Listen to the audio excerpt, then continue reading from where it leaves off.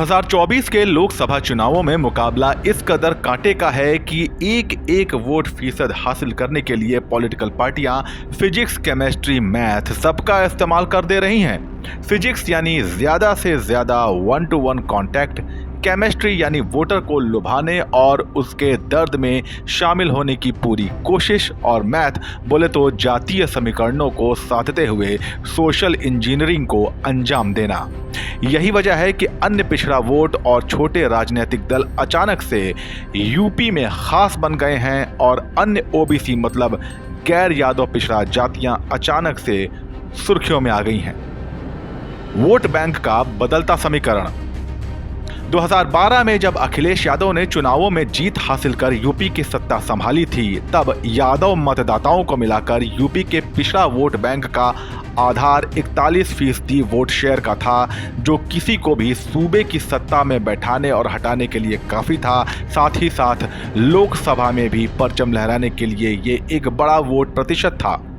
मगर 2014 में भगवा ब्रिगेड ने सामाजिक समरसता का जो फॉर्मूला अपनाया, उसके बाद अचानक से पिछड़ा वर्ग के अंदर एक नया वोट बैंक उभर कर सामने आ गया, या फिर यूं कहें कि कई छोटे छोटे वोट बैंक सामने आ गए। यूपी सामाजिक न्याय रिपोर्ट के मुताबिक यूपी में 9% यादव वोट बैंक के अलावा 7.5% कुर्मी, 4.9% लोध, 4.4% पाल या गरड़िया, 4.3% निषाद, 4.5% साहू, 3.6% जाट, 3.4% कुम्हार, 3.2% कुशवाहा, 3% नाई, 2.4% राजभर, 2.12% गुर्जर मतदाता अलग अलग उभर कर सामने आ गए। जाहिर है अब सभी पिछड़ा जातियों को एक तरीके से डील करना मुमकिन नहीं रह गया है। अन्य पिछड़ा वोट बैंक क्या है? भारत का चुनावी इतिहास गवाह है कि किसी भी जाति के 100% वोट किसी एक पार्टी को कभी नहीं मिले, मगर यह भी सच है कि एक खास समुदाय का मेजॉरिटी वोट किसी खास दल को मिलता रहा है। इसे ही उस वोट बैंक के मूड का प्रतीक माना जाता है।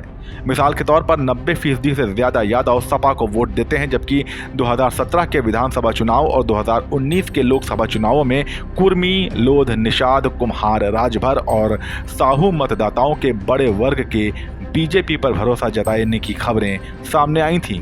मगर इन छोटे वोट बैंक समूहों की आस्था प्रदेश के कई छोटे छोटे राजनीतिक दलों के प्रति भी है।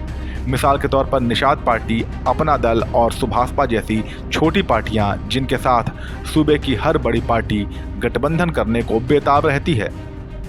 छोटे दलों की बल्ले बल्ले।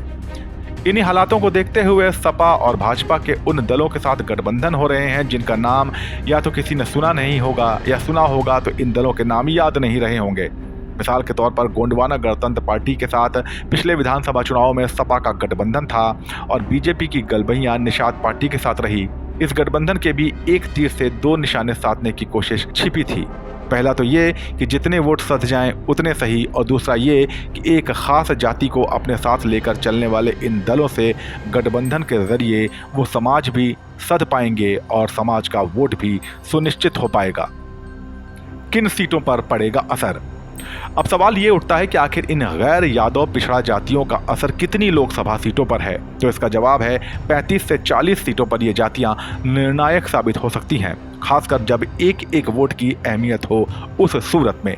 मिसाल के तौर पर बरेली, शाहजहांपुर, पीलीभीत, बदायूं, लखीमपुर खीरी, रामपुर, प्रयागराज, मिर्ज़ापुर और सोनभद्र में कुर्मी वोटरों की अच्छी संख्या है, तो वहीं फतेहपुर, चंदौली, मिर्ज़ापुर, गाजीपुर, बलिया, वाराणसी, गोरखपुर, भदोही, प्रयागराज, अयोध्या, जौनपुर और औरैया में बिंद और निषाद समाज के वोट असर डाल सकते हैं। सोनभद्र, चंदौली, बलिया, मिर्ज़ापुर में गोंड, तो हाथरस, अलीगढ़, एटा और कासगंज में कुम्हार वोटरों की अच्छी खासी संख्या है। ऐसे में इनके साथ आ जाने से पार्टियों के खुद के वोट बैंक में तो इजाफा होगा ही, वहीं एक खास जाति की राजनीति करने वाले दलों का वोट बैंक भी तहस नहस करने में मदद मिलेगी, जो कि चुनावी संग्राम में जीत के लिए बेहद ज़रूरी है। आप इस बारे में क्या सोचते हैं, हमें कमेंट सेक्शन में बताइए, और ऐसे ही दिलचस्प सियासी खबरों के लिए बने रहिए जनसत्ता के साथ। नमस्कार।